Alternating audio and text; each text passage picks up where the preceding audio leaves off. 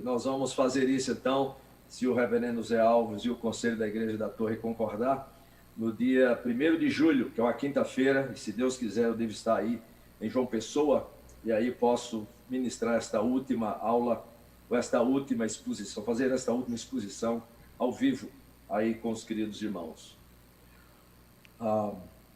Somente para os irmãos lembrarem, nós estamos dando a ênfase que está também no Velho Testamento, quando nós pensamos em contribuições, e eu falei sobre aqueles 4, 6 que nós vamos observar, tanto na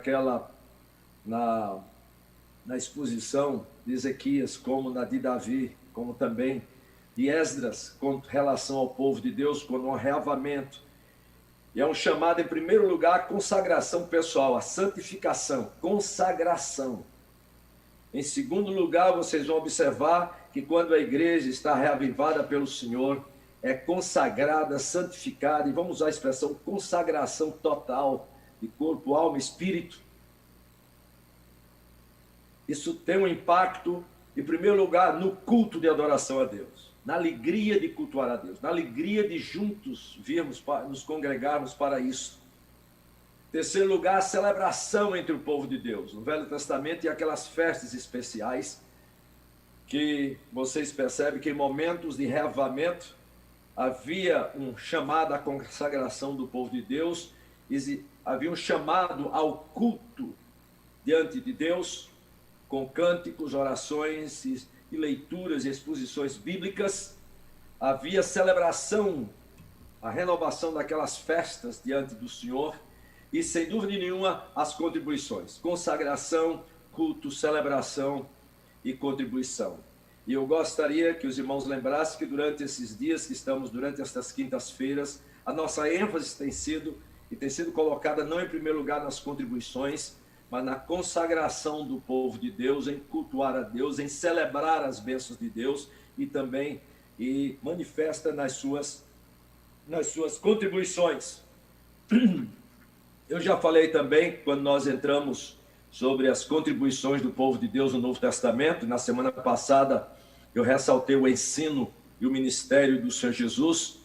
Eu disse para os irmãos, e vou lembrar mais uma vez, que quando nós chegamos no Novo Testamento, a palavra dízimo só aparece 3 vezes nos evangelhos, 2 em 2 textos paralelos, e uma na oração de um fariseu.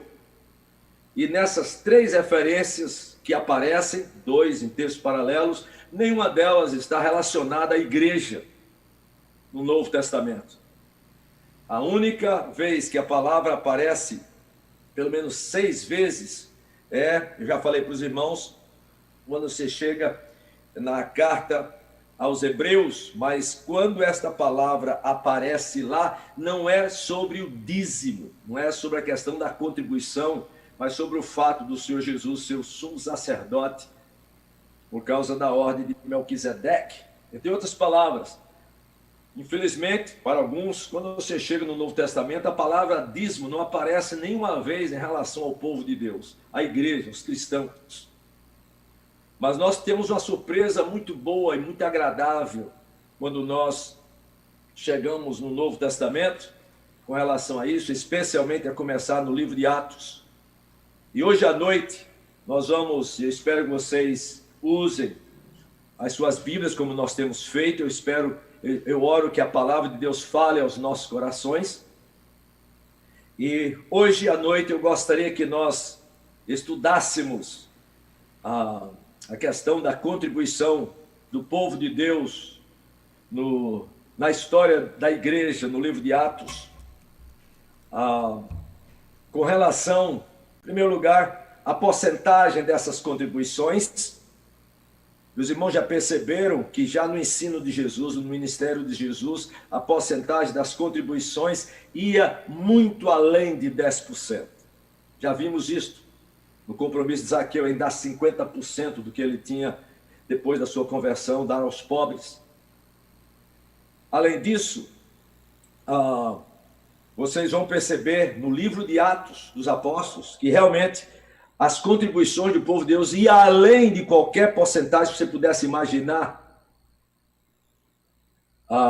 E também quando chegarmos lá no dia 1º de julho, quando nós vamos ver o ensino do apóstolo Paulo, os irmãos vão perceber, no próprio ensino do Senhor Jesus, o Senhor Jesus disse que a nossa justiça, ou seja, a nossa obediência à palavra de Deus, à vontade de Deus, tem que exceder em muito a dos escribas e fariseus, e sem dúvida nenhuma incluía também a questão da contribuição do povo de Deus.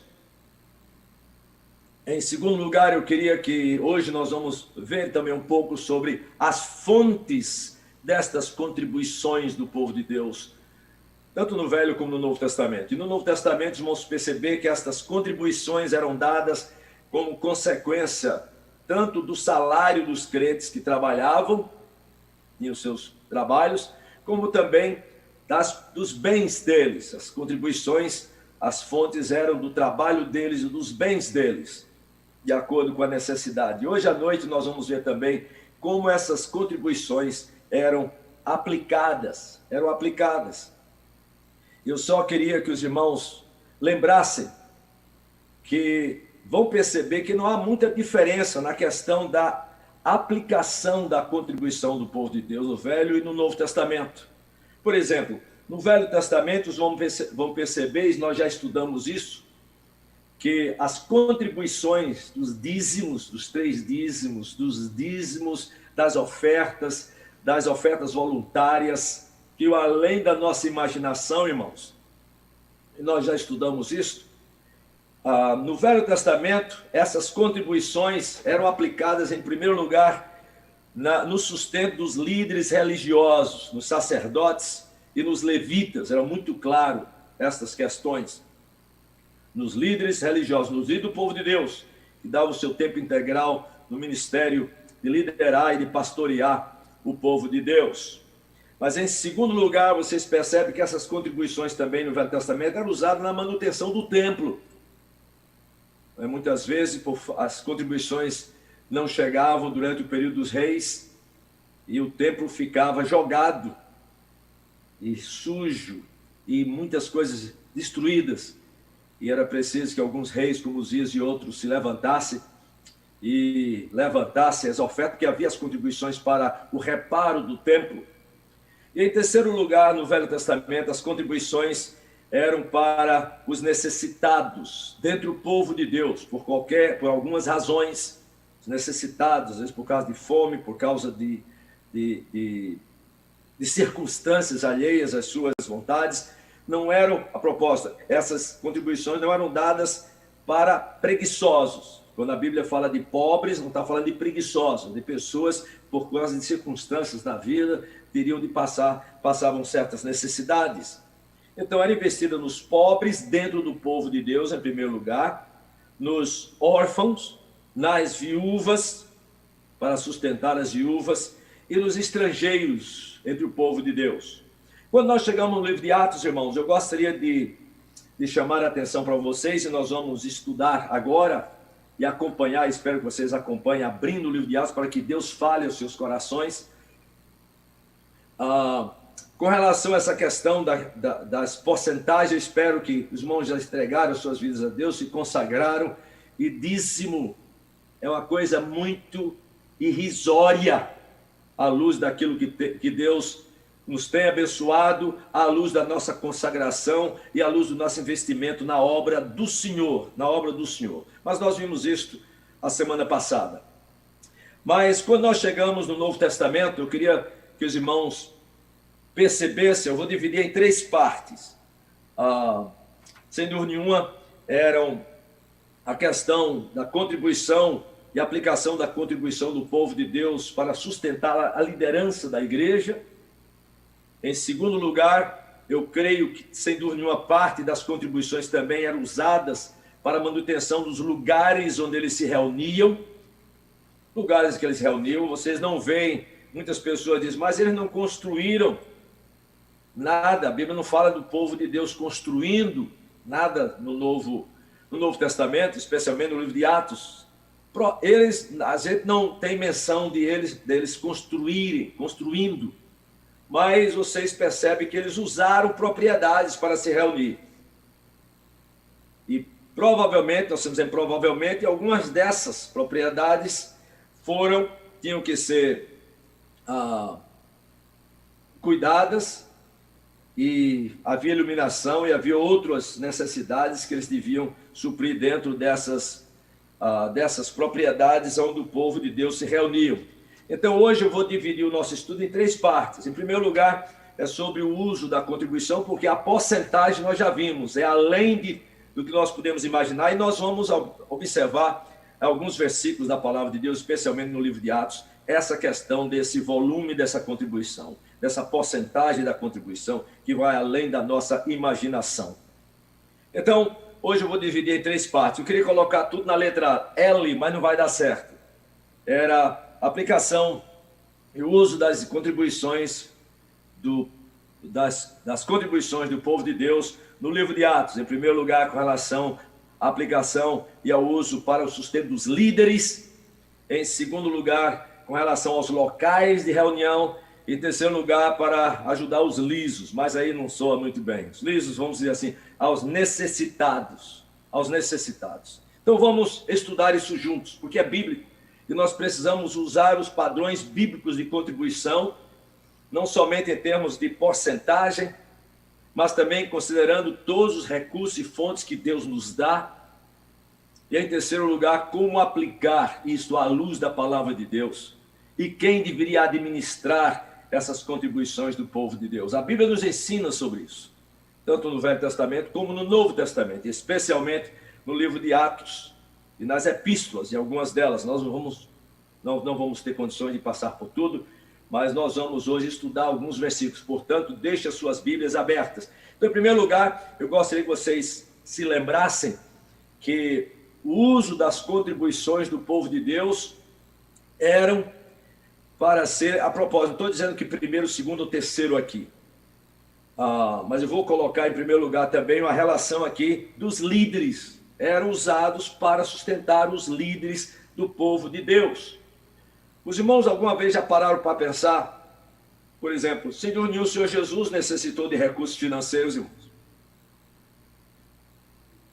E a propósito, inclusive, uma vez para pagar um imposto.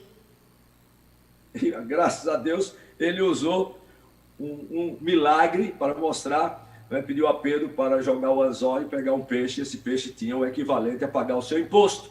Mas nós já vimos também que, embora o Senhor Jesus nunca pediu dinheiro, em toda a intensividade do seu ministério, as necessidades com 12 apóstolos aos seus cuidados, mas a Bíblia diz que havia algumas mulheres que não somente serviu ao Senhor, mas também serviu ao Senhor Jesus com os seus bens, com recursos financeiros.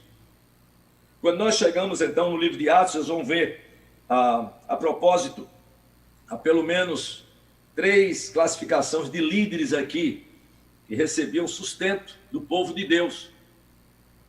E eu sei que, às vezes, a gente pensa, e os apóstolos? Como é que os apóstolos eram sustentados?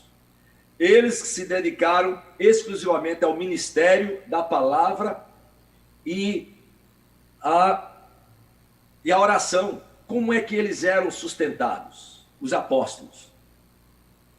E eu gostaria que vocês abrissem, porque como é que eles iam poder se dedicar ao ministério da palavra e oração, tendo também famílias?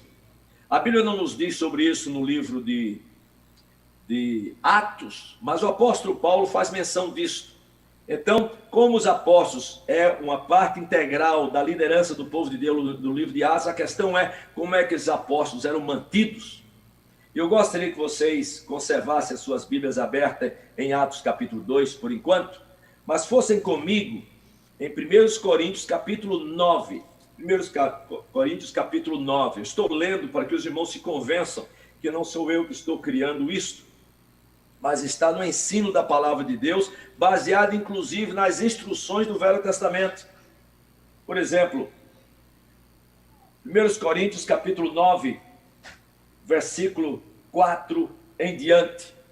O apóstolo Paulo está falando sobre a liberdade que nós temos dentro dos direitos que Deus nos deu, e um dos direitos que o trabalhador do Senhor tem é de receber sustento pelo seu trabalho.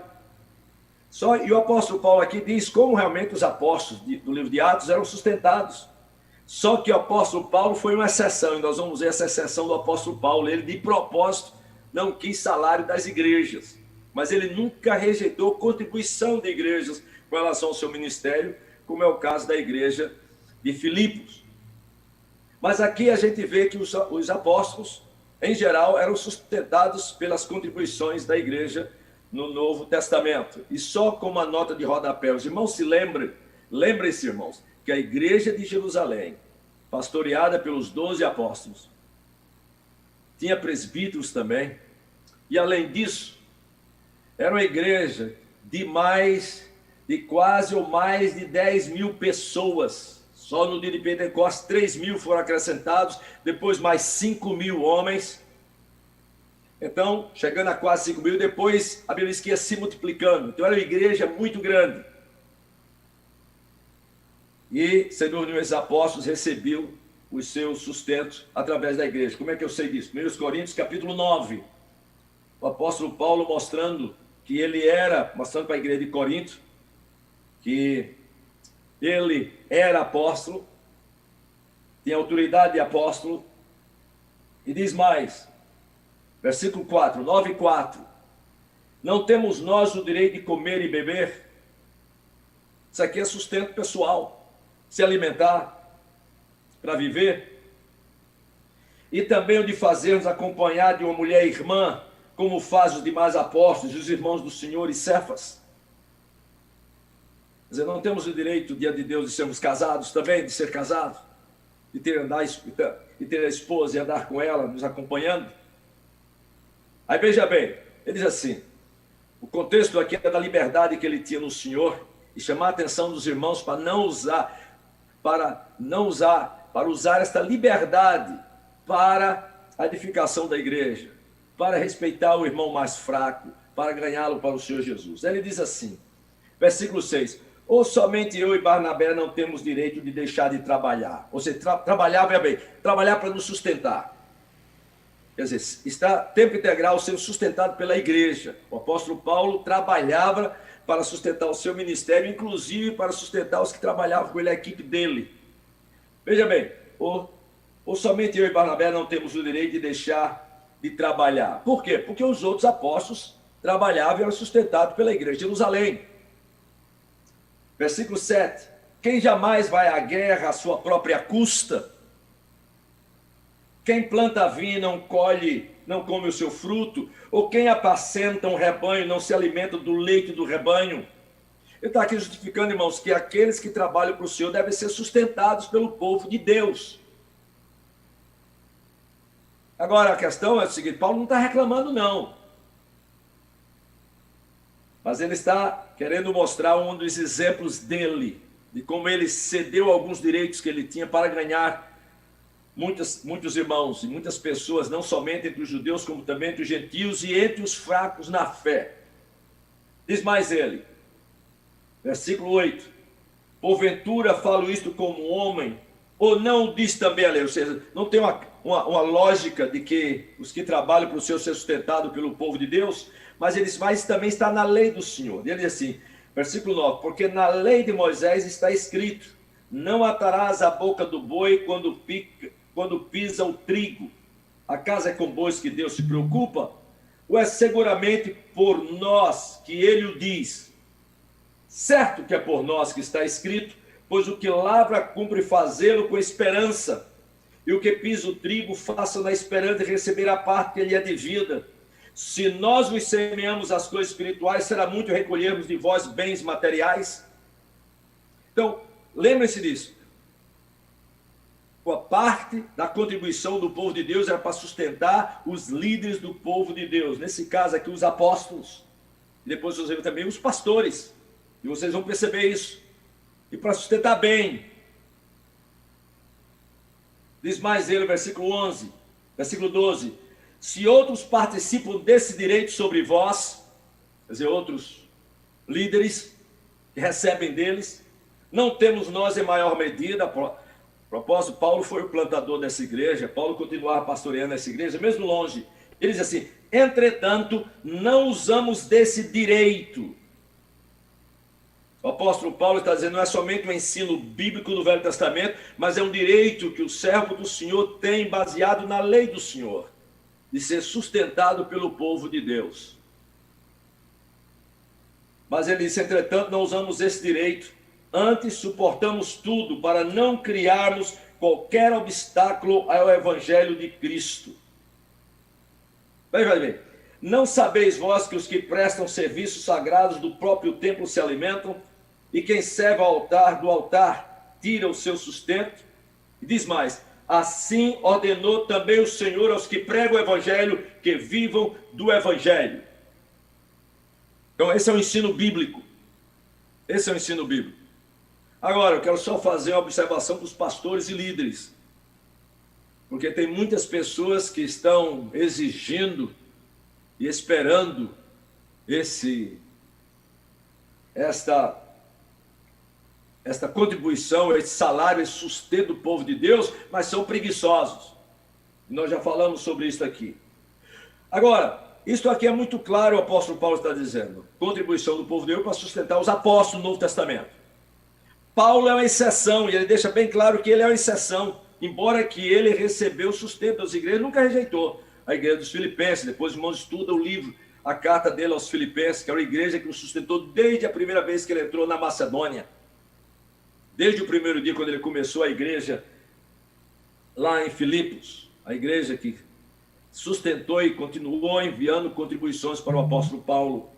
Mas ele disse assim no versículo 15, por que é que ele não recebeu sustento e salário de muitas outras igrejas, especialmente, por exemplo, na questão da igreja de Corinto? Ele disse, eu, porém, não me tenho servido de nenhuma destas coisas, e não escrevo isto para que assim se faça comigo. Em outras palavras, estou escrevendo para vocês começarem a mandar dinheiro para mim, não, me sustentar, não.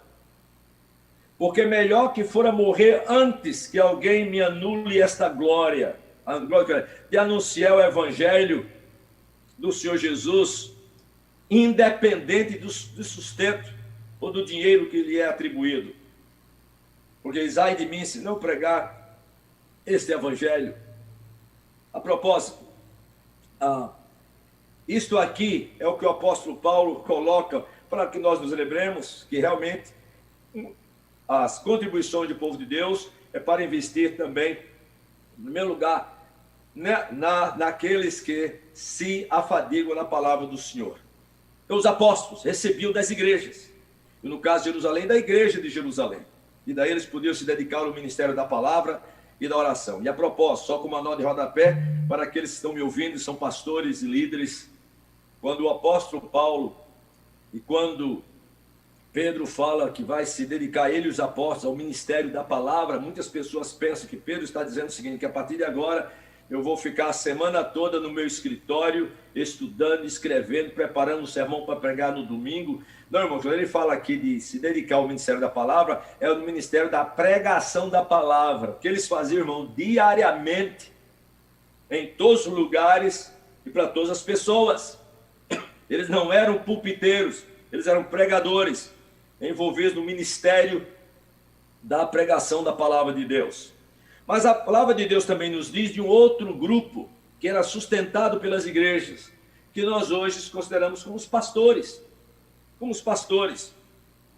Eu queria só que vocês percebessem, vamos agora em Atos capítulo 14, porque desde o início, irmãos, desde o início da expansão da igreja, vocês vão perceber em Atos no capítulo 14, que à medida que igrejas iam sendo plantadas, a liderança era estabelecida, não era a liderança de apóstolos, não. Porque os apóstolos foram aqueles que tiveram experiência com o Senhor Jesus. Mas os apóstolos, especialmente o apóstolo Paulo, no momento em que ele começou a pregar igrejas, ou plantar igrejas, ele estabeleceu liderança. E a liderança, qual era a liderança da igreja? Que não era, eles não estavam apóstolos, não estavam ordenando apóstolos, eles estavam ordenando presbíteros ou bispos, ou também chamado de pastores. 3 palavras no Novo Testamento que significa a mesma pessoa, só dando ênfase em diferentes aspectos em função do seu ministério. Ele é chamado de pastor porque ele é chamado para alimentar o rebanho do Senhor. Quando ele é chamado de presbítero, é também como autoridade, como um tipo de juiz era em Israel, para julgar também as questões e as causas dentro do povo de Deus. E era também chamado de episcopos, que era alguém que estava envolvido também na administração do povo de Deus. Mas veja bem, com relação aos presbíteros, a gente sabe que foi estabelecido no Novo Testamento e no livro de Atos, é muito claro. Atos capítulo 14. O apóstolo Paulo, à medida que eles chegavam, que ele e Barnabé, e depois ele, Silas e Timóteo e outros, à medida que eles chegavam na cidade, a primeira coisa que eles faziam era pregar o evangelho, anunciar o evangelho, ia na sinagoga para anunciar o evangelho, para anunciar Jesus. E à medida que essas pessoas iam sendo convertidas, eles batizavam e discipulavam essas pessoas. E dentre destas, eles separavam alguns e treinavam para serem líderes do povo de Deus. E daí eles organizavam a igreja, promovendo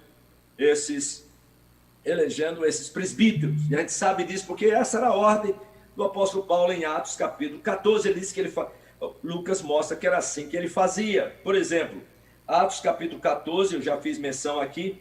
Veja bem, eu só vou citar esse texto, está no final da primeira viagem do apóstolo Paulo e Barnabé, e a Bíblia deixa bem claro, onde ele chegava, ele iria para uma sinagoga no sábado para pregar o evangelho, porque os judeus e tinha os gentios também lá, prosélitos, e daí alguns deles se convertiam, e o apóstolo Paulo agora passava a discipular os novos convertidos e a selecionar alguns e investir para que eles se tornassem os líderes daquela igreja, e assim eles plantavam as igrejas, organizavam as igrejas.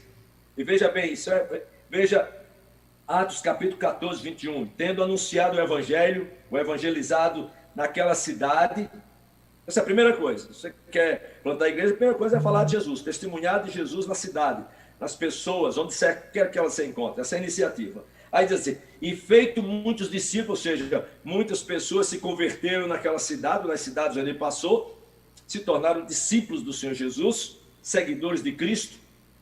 Diz a Bíblia, voltaram para Listra, Icônio e Antioquia, onde já tinham passado e pessoas tinham se convertido, fortalecendo a alma dos discípulos, ou seja, evangelizava, os novos convertidos, eles discipulavam, fortaleciam as suas almas, e a Bíblia diz mais, além de exortar, diz a Bíblia no versículo 23, Atos 14, 23, e promovendo-os em cada igreja a eleição de presbíteros. Veja bem, pregava o evangelho, pessoas eram convertidas, batizadas, discipulava essas pessoas, dentre essas pessoas discipuladas, ele destacava e gastava mais tempo com alguns. Atos capítulo 20 fala sobre isso, como foi o trabalho de Paulo em Éfeso, em Atos capítulo 19.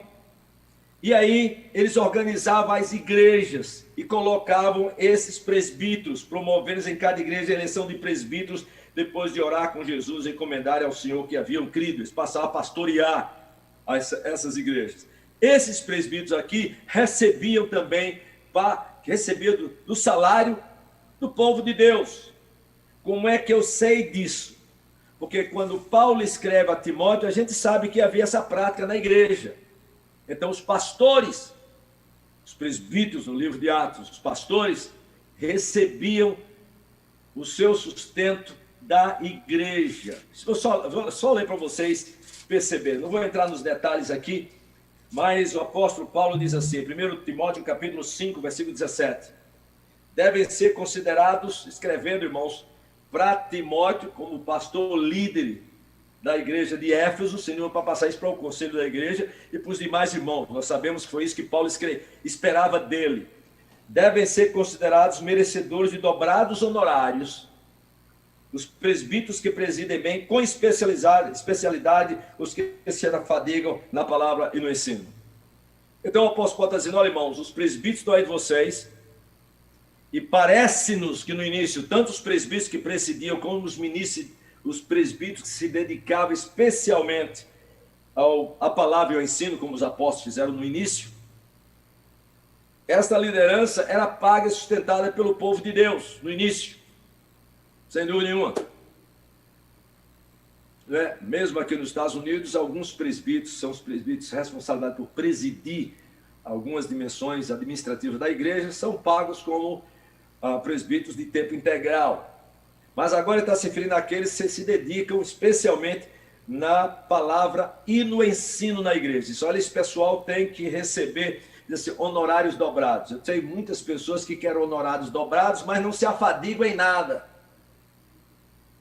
Aqui é os que, a propósito, esse é o segundo grupo, muito claro na palavra de Deus, que são ordenados. Eu conheço alguns colegas meus que eles não precisam do salário da igreja. E sabe por que ele disse isso, irmãos? Veja qual é a base que Paulo tem para isso. 1 Timóteo, capítulo 5, versículo 18 e 19, diz assim, versículo 18: pois a Escritura declara, não amordaças o boi quando pisa o trigo. Ele já tinha falado isso em 1 Coríntios, capítulo 9. E aí ele cita um outro texto, que diz assim, e ainda, o trabalhador é digno do seu salário. Essa expressão aqui ele tirou do Evangelho de Lucas, como ensino do Senhor Jesus para o seu povo. Essa expressão do jeito que o trabalhador é digno do seu salário, você só encontra com essas palavras, desse mesmo jeito, no Evangelho de Lucas. O que significa, segundo que Paulo já tinha lido alguma coisa, Lucas era o seu companheiro, Paulo já tinha lido sobre os seus escritos, e aqui considera aquela palavra que está lá no Evangelho de Lucas como escritura sagrada do mesmo nível do Velho Testamento. O trabalhador é digno do seu salário, são palavras do Senhor Jesus. Então esse é o segundo grupo, que é muito claro no Novo Testamento, que recebia salários da igreja, honorários da igreja, os apóstolos e agora os presbíteros. Então, os irmãos têm que pensar seriamente, os conselhos da igreja, as igrejas têm que pensar seriamente na sua liderança. Né? Os irmãos que se afadigam, os irmãos que trabalham bem, que recebam os seus honorários, que seja suficiente para que eles possam viver com as suas famílias. Há um outro terceiro grupo que era sustentado também pela igreja, que eu não vou, já mencionei, mas não vou entrar aqui em detalhes, vou só mencionar e para vocês possam dar uma lida depois, que é mencionado, que eram evangelistas, que hoje o pessoal acha que eram missionários, evangelistas itinerantes, ou pregadores itinerantes da palavra de Deus, que iam de lugar em lugar, e às vezes chegavam em lugares onde tinham igrejas, e quando eles chegavam lá, o apóstolo João, o apóstolo amado, dizia para receber esses queridos irmãos que saíram entre nós para pregar o evangelho em outros lugares e que o encomendassem e sustentassem bem essas pessoas. A gente não sabe como é que Filipe se vivia, mas Filipe é também, além do evangelista, e a Bíblia chama de evangelista, ele também foi um pregador itinerante. Como é que eu sei disso? Se você chegar em Atos capítulo 8, você sabe que Filipe, por causa da perseguição sobre Estevão, foi até Samaria e começou a pregar o evangelho, estabeleceu o trabalho em Samaria. Depois o Espírito Santo o levou para o deserto, na direção de Gaza, e ele alcançou aquele eunuco da Etiópia e pregou o evangelho para ele e o batizou. Nós não sabemos mais sobre aquele eunuco da Etiópia, tesoureiro da rainha de Candace, mas nós sabemos que ele alegremente creu no Senhor Jesus, foi batizado e desceu crendo no Senhor Jesus para a Etiópia. Essa é outra parte, a propósito, só como nó de rodapé, ele é parte da história da igreja na Etiópia. Mas o que aconteceu com Filipe depois disso? Veja Atos capítulo 8, versículo 39. Quando saíram da água, depois de batizar o eunuco, o Espírito do Senhor arrebatou a Filipe, não vendo mais o eunuco, e este foi seguindo o seu caminho cheio de júbilo. E o que aconteceu com Filipe? Filipe viu achar-se Azoto, depois vocês pegam o mapa, estude a Bíblia com o mapa, é Azoto, e passando além, evangelizava todas as cidades, até chegar a Cesareia. Então você vai encontrar depois muitas outras igrejas, que a Bíblia não menciona quem plantou lá, mas a gente sabe que Filipe foi parte da expansão da igreja, naquelas suas peregrinações e como evangelista itinerante, pregador itinerante. E a Bíblia é muito clara, João fala sobre sustentar esses irmãos que vão trabalhando e precisam do nosso apoio. Agora, então esses são os líderes onde grande parte dos recursos do povo de Deus era investido. Em segundo lugar, eu queria que vocês percebessem, a Bíblia não nos fala sobre pagamento de lugares onde eles se reuniam. Mas eu queria que vocês percebessem que a igreja, no livro de Atos, o povo de Deus, a igreja como povo de Deus, precisava de lugar para se reunir, irmãos. Precisava de lugar para se reunir. Em primeiro lugar, eles usavam o templo. Havia uma área do templo que foi reconstruído a parte muito grande, muito alta, e que cabia milhares de pessoas no templo em Jerusalém, né, que era o Pórtico de Salomão, e a igreja primitiva usava também aquela propriedade.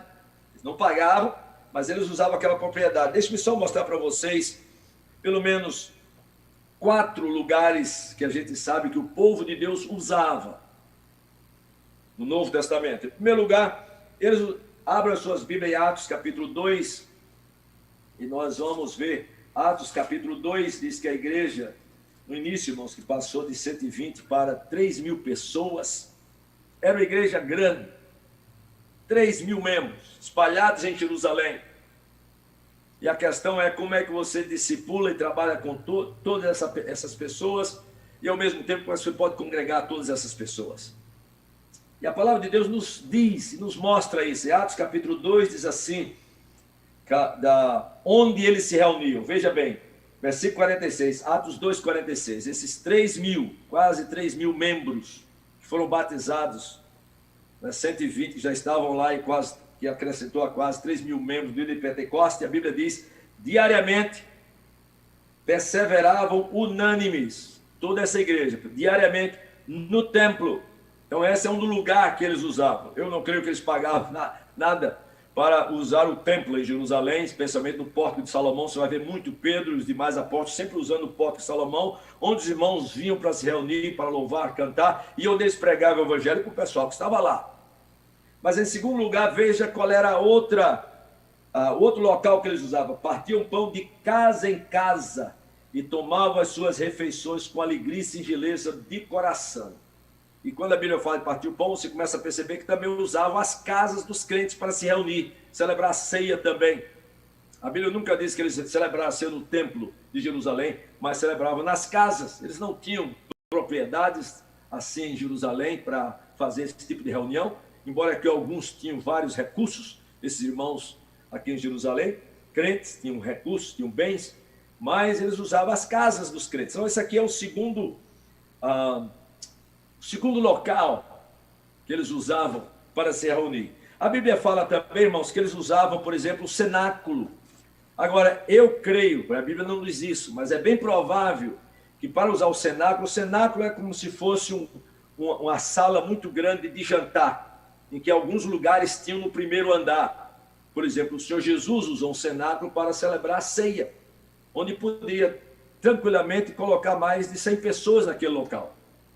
E a gente sabe disso porque em Atos capítulo 1, versículo 13, quando nós temos a reunião dos 120, ele estava usando o cenáculo, ou seja, esse lugar no primeiro andar, em que o pessoal geralmente fazia jantares, e eles usavam isso aí. Eu não sei se eles pagaram alguma coisa aqui, mas sem dúvida nenhuma eles podiam ter pago alguma coisa. Eu sei disso porque em Atos capítulo 1, veja lá, Atos capítulo 1, versículo 13, diz assim, depois que Jesus subiu aos céus, diz assim, então voltaram para Jerusalém, 1, 12, 13. Do monte chamado Olival, que dista daquela cidade, tanto quanto a jornada de um sábado. E diz mais, quando ali entraram, subiram para o cenáculo, onde se reuniam Pedro, João, os demais apóstolos, mãe de Maria, etc. Aliás, Maria, mãe de Jesus, os seus outros filhos, e todos estavam reunidos unanimemente naquele cenáculo. E a Bíblia diz que eram cerca de 120 pessoas. Então, eles usavam esse tipo de locais. A igreja precisa de propriedades para se reunir. Então, tanto no Velho como no Novo Testamento. Então, templo, casa em casa, cenáculo. Aliás, essa questão, o cenáculo também é usado, mais uma vez, se vocês tiverem as suas Bíblias abertas, por favor, vem comigo em Atos capítulo 20. Né? Atos capítulo 20. Atos capítulo 20, aliás, 1, 13. Atos capítulo 20, versículos 7 e 8. Atos capítulo 20, por exemplo, quando Paulo se reúne com queridos irmãos em Troade. A Bíblia diz, Atos capítulo 20, versículo 7, que é realmente uma questão. Nós usamos muito esse texto aqui para mostrar que o primeiro dia da semana era um dia especial para a igreja, onde eles se reuniam para celebrar a ceia também. Diz assim, no primeiro dia da semana, sendo o domingo do Senhor, estando nós reunidos com o fim de partir o pão, ou seja, reunido o povo de Deus presencialmente para celebrar a ceia do Senhor. Paulo, que devia seguir viagem no dia imediato, exortava-os e prolongou o discurso até meia-noite. E onde é que foi essa reunião? Não foi na casa de alguém, mas a Bíblia diz, havia muitas lâmpadas no cenáculo onde estavam reunidos. Então o cenáculo é um lugar que eles se reuniam, e que talvez eles tinham que pagar alguma coisa, não sei. Mas era um lugar em que podia juntar uma grande multidão, mais de 100 pessoas. Então eles precisavam de propriedade, sem dúvida nenhuma, parte dos seus recursos era para sustentar esses lugares também. E é bom que nós saibamos disso. Por exemplo, eles também, o apóstolo Paulo usou também em Atos, você está em Atos 20, só vem para Atos 19, quando o apóstolo Paulo começou o trabalho em Éfeso. Onde ele chegava, a primeira coisa que ele procurava era o lugar que os judeus também usavam. Os judeus usavam o cenáculo, eles tinham uma propriedade especial dedicada para isso. Eles construíam para isso. E aí Paulo ia lá naqueles lugares no sábado para anunciar a palavra de Deus. E quando as pessoas se convertiam, ele saía da sinagoga e tinha que arranjar um lugar para alguém. Às vezes era a casa de alguém, mas às vezes quando era um grupo maior, veja o que aconteceu em Atos capítulo 19, nos versículos 9 e 10, Paulo passou cerca de 3 meses frequentando a sinagoga em Éfeso e persuadindo a respeito do reino de Deus, ou seja, da vinda do Senhor Jesus como rei. E alguns receberam, creram no Senhor, mas outros se tornaram incrédulos e começaram a falar mal do Senhor Jesus. E a Bíblia diz assim, Paulo, 19:9, Paulo, apartando-se deles, separou os discípulos, agora os seguidores de Jesus, passando a discorrer diariamente na escola de Tirano. Então escolheram, conseguiu um lugar, e aqui é onde se desenvolve, talvez, o que nós chamamos hoje, o primeiro seminário presbiteriano sob a liderança do apóstolo Paulo, porque através desse grupo aqui, deu ensejo para que todos os habitantes da Ásia Menor pudessem ouvir a palavra de Deus. Em outras palavras, não somente Paulo estava treinando essas pessoas e enviando, mas Paulo também estava trabalhando na plantação dessa igreja, que se tornou uma das igrejas mais marcantes no Novo Testamento, a igreja de Éfeso. Então eu creio que a igreja também usava desse recurso dos seus recursos para os locais, e onde quer que a gente, a propósito, onde você vai trabalhar, você precisa de um lugar para congregar o povo de Deus. E essa é parte também dos investimentos do povo de Deus. E finalmente, só para terminarmos essa questão das contribuições, e aí vem aqui mais ainda essa minha oração, né? Porque nós já falamos, irmãos, sobre a questão da porcentagem, do quanto, mas em primeiro lugar a consagração, e nós vamos começar a perceber como é que o povo de Deus e as fontes do povo de Deus, o apóstolo Paulo, inclusive, ele fala para as pessoas trabalharem para ter não somente com que se sustentar, mas também para poder ajudar aqueles que não têm condições. E agora eu vou terminar, porque realmente esta é uma dimensão muito séria. São essas 3 dimensões das contribuições dos líderes, sustento dos líderes religiosos, dos pastores, dos presbíteros, que alguns vocês podem colocar como tempo integral também, não é o caso ainda, mas na palavra de Deus vão encontrar isso aqui. Mas os pastores, os evangelistas, e sem dúvida nenhuma os locais que nós precisamos para nos reunir, e nós precisamos de lugar para se reunir, e isso exige recursos, né, para que nós, e a propósito, quando os irmãos vão investir em lugar, invistam com o propósito de não somente edificar o povo de Deus, mas que neste lugar muitas pessoas possam conhecer a palavra do Senhor e possam vir se congregar. E desse lugar vocês alcançar toda uma comunidade e assim por diante, até os confins da terra. E agora, finalmente, uma das dimensões mais importantes da contribuição do povo de Deus, irmãos. E essa é onde vai precisar de um oficial específico, que a Bíblia chama de diáconos. E essa é uma das dimensões que mais reflete o amor da igreja.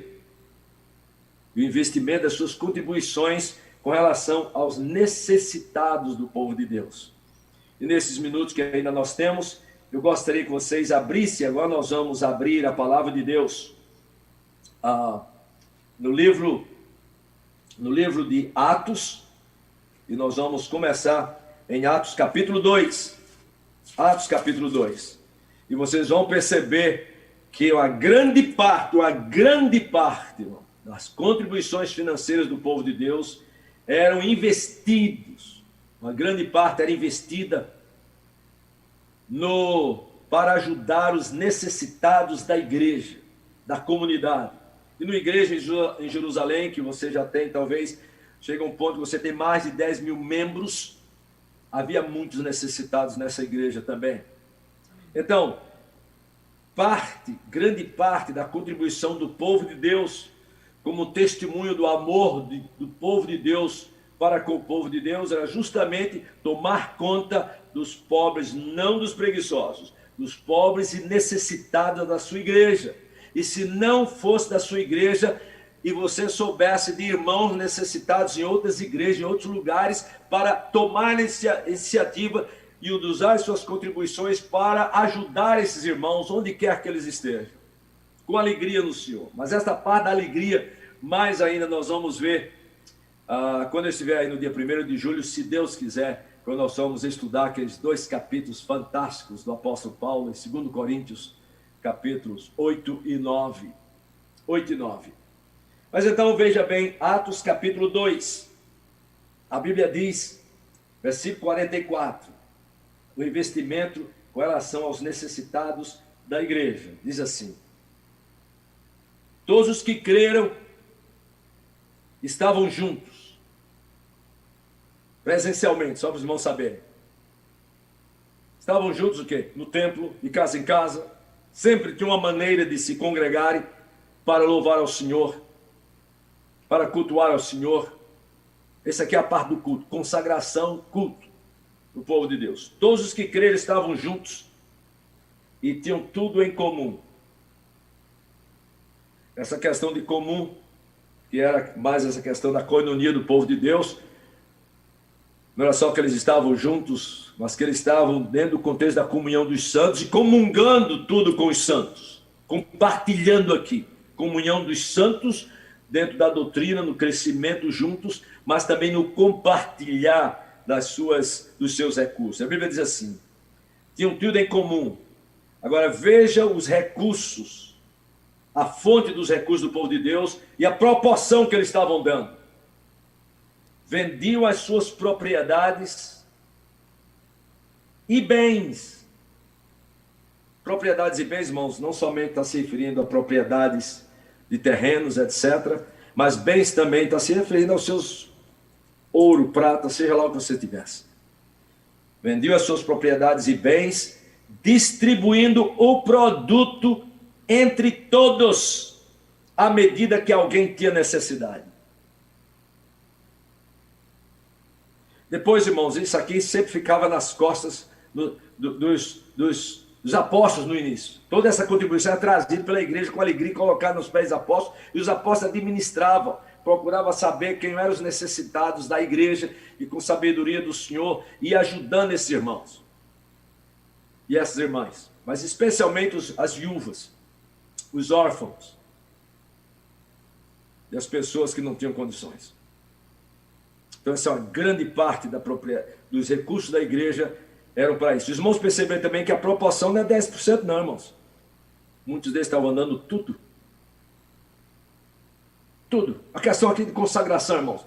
Não adianta a gente querer racionalizar isso aí. Tem pessoas que chegam para mim e dizem: pastor, é porque eles pensavam que Jesus ia voltar logo e eles estavam desistindo de tudo. Não, irmão, não tem nada disso na Escritura Sagrada. A motivação deles, segundo 1 João, era o quê? O amor a Deus e amor aos irmãos. E vendo a necessidade dos irmãos, muitos deles se sacrificavam em prol destas pessoas que precisavam. E esta maneira como eles mostravam o amor deles para com Deus e para com o seu povo. Porque aquele que não ama o seu irmão a quem vê, não pode amar a Deus a quem não vê, diz o apóstolo João. Nisto eles vão conhecer que o Pai me enviou, se amardes uns aos outros. Isso investia também os recursos financeiros para cuidar dos necessitados da igreja. E eram muitos recursos, irmãos. E a propósito, aqueles que vêm com essa ideia, porque eles estavam pensando que a vinda do Senhor estava próxima. Irmãos, nós estamos hoje, e se a vinda do Senhor estava próxima lá, muito mais hoje. Essa não era a razão por que eles contribuíam e investiam. E a propósito, também não era requerido que eles dessem tudo, não, irmãos. Mas a gente começa a perceber que as contribuições no Novo Testamento, especialmente no livro de Atos, eram muito mais do que 10%. Eram muito mais do que 10%.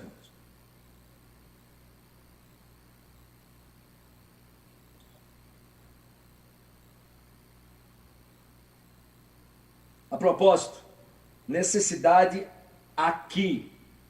Agora, não era somente a necessidade aqui. Irmãos, quando eles sabiam que numa outra igreja, em outro lugar, os irmãos estavam passando por necessidades, por exemplo, lá no sertão por causa da seca, ou em algum lugar por causa de uma pandemia, ou por alguma outra questão de fome.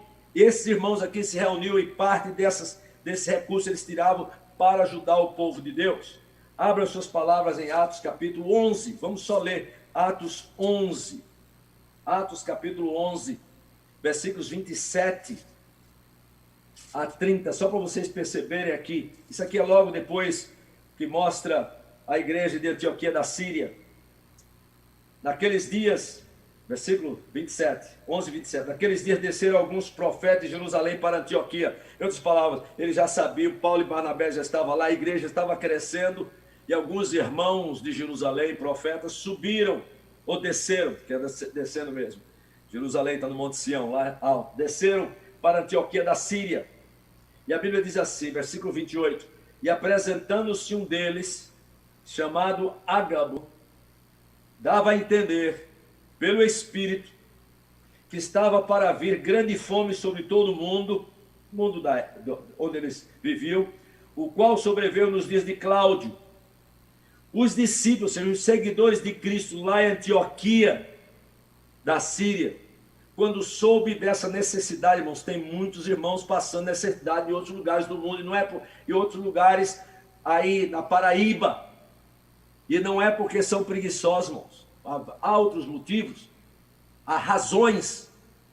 E o que é que nós vamos fazer? Nós não somente usamos esse recurso de Deus para suprir as necessidades dos irmãos na igreja local, mas também quando nós sabemos das necessidades em outros lugares, no nosso presbitério, em outras igrejas, mesmo que não seja no nosso presbitério, no nosso sino, seja lá onde for, para nós começarmos a investir. A propósito, tome as suas posses. Eles não estavam mandando esmolas, não, irmãos. Não estavam mandando o resto, não. E a Bíblia diz, é uma questão tão séria que a Bíblia diz assim, versículo 30, o que eles com efeito fizeram, enviando aos presbíteros por intermédio de Barnabé e de Saulo. Essa transação todinha aqui, irmãos, essa transição de dinheiro aqui, de recursos, era feita de maneira solene. Então era assim que o povo de Deus.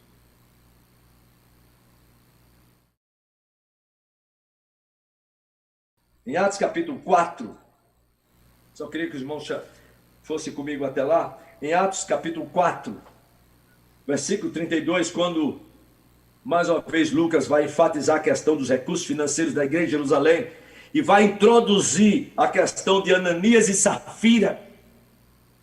E como o Espírito Santo disciplinou por causa dessa questão desonesta de contribuição, mostra, sem dúvida, irmãos, a seriedade com que a igreja do Senhor tem que tomar as contribuições, os valores das contribuições e a aplicação dessas contribuições. Veja o que a Bíblia diz, Atos capítulo 4, versículo 32. Da multidão dos que creram, a propósito, a igreja ia se multiplicando.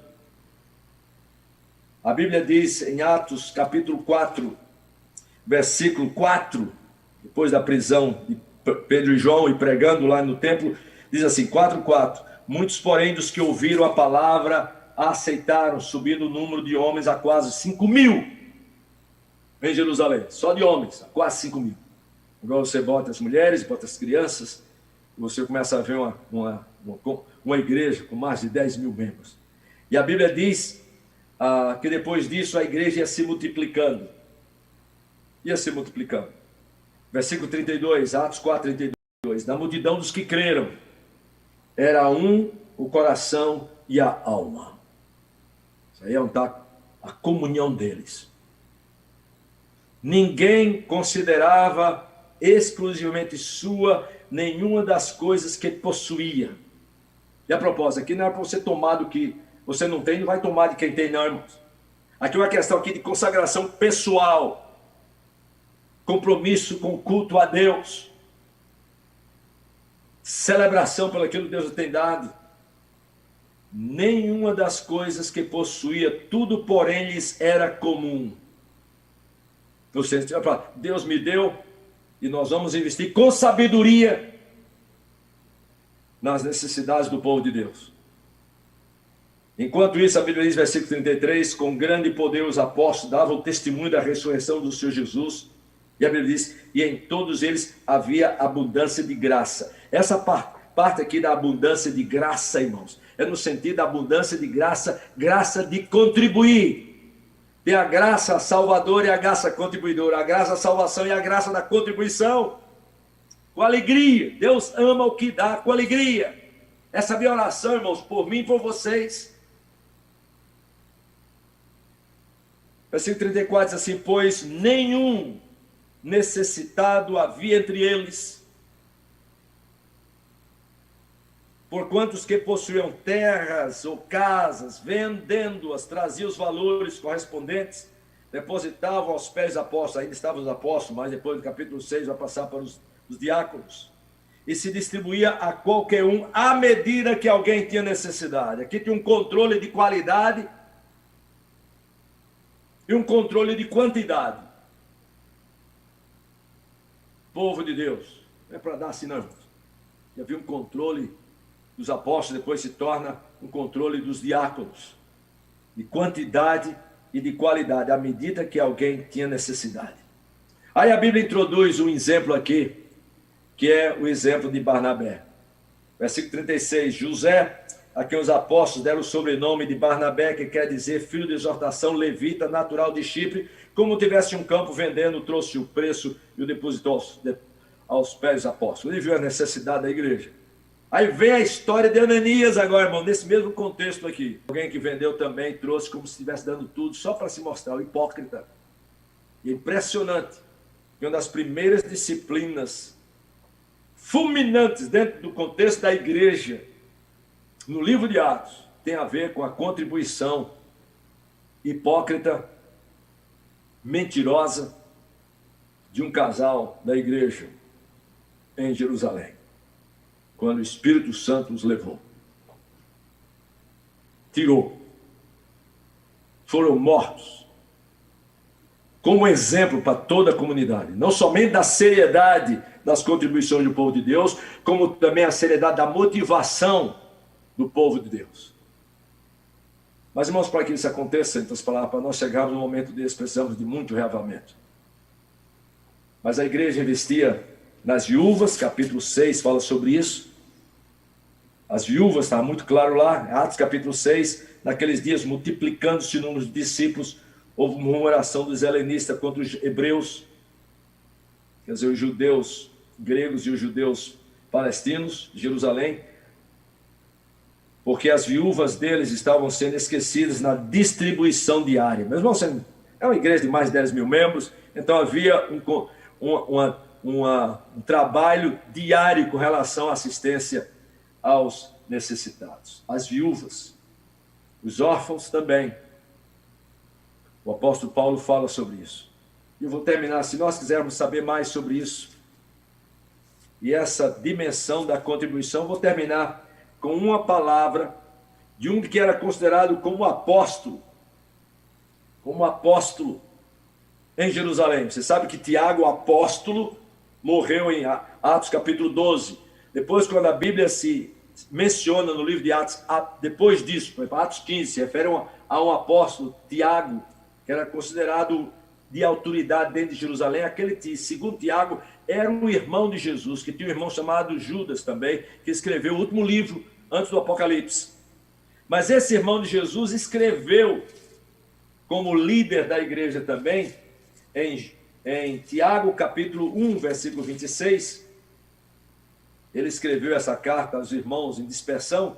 Diz a Bíblia assim: Tiago, irmão de Jesus, que foi parte integrante da liderança da igreja de Jerusalém, quando fala sobre o cuidado que a igreja devia ter com os crentes, uns com os outros, ele diz assim, em Tiago, capítulo 1, versículo 26, e aqui eu termino a nossa exposição, prometendo a reverendo Zé Alves, se Deus quiser, dia 1º de julho, eu farei aquelas exposições em 1 Coríntios 16, em 2 Coríntios 8 e 9, do apóstolo Paulo, sobre, a Bíblia já menciona aqui aqueles irmãos que estavam com a abundância de graça, e lá está escrito a graça de dar. A graça, aqui não era a graça da salvação, mas a graça da contribuição, que é um presente de Deus, é um meio de graça para abençoar muitos. Irmãos, como nós precisamos desse reavamento no nosso bolso, que vem do nosso coração e da nossa consagração a Deus. Deixe-me só terminar com essas palavras de Tiago, deles assim. Versículo, Tiago 1, 26 e 27. Se alguém supõe ser religioso, deixando de refrear a sua língua, antes enganando o próprio coração, a sua religião é vã. Cuidado com aquilo que nós falamos e não vivemos. Cuidado como nós usamos nossa língua para destruir, em vez de edificar, para fofocar, em vez de aconselhar, para matar. Essa língua mata, em vez de trazer vida. Ele diz assim, versículo 27, a religião pura e sem mácula para com o nosso Deus e Pai é esta. E agora, visitar os órfãos e as viúvas nas suas tribulações. Cuidar dos necessitados da igreja. Em segundo lugar, e a si mesmo guardar-se incontaminado do mundo. Deus falava viver santamente. Ora, irmãos, que aquilo que nós estamos apresentando aqui seja uma bênção e que possa mudar as nossas vidas, nos motivar a procurar uma vida mais santa, mais consagrada, para que isso possa refletir, inclusive, quando nós nos reunimos para cultuar a Deus. Que sejam celebrações na presença do Senhor, de alegria, e que as nossas contribuições reflitam este nosso compromisso completo e total com o Senhor, para a alegria do povo de Deus, para a salvação de muitos, e especialmente para a glória daquele que nos tem dado